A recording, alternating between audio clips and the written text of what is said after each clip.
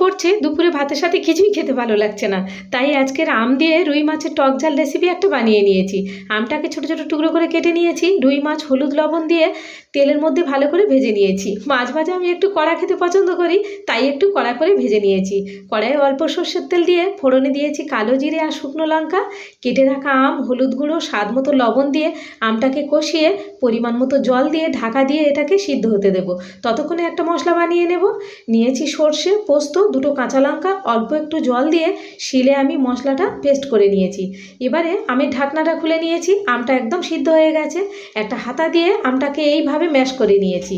পরিমাণ মতো জল দিয়ে দিয়েছি। এবারে দিয়ে দিয়েছি বেটে রাখা মশলা, ভেজে রাখা মাছ, চেরা কাঁচা লঙ্কা দিয়ে ঢাকা দিয়ে 2 থেকে 3 মিনিট আমি ফুটিয়ে নিয়েছি।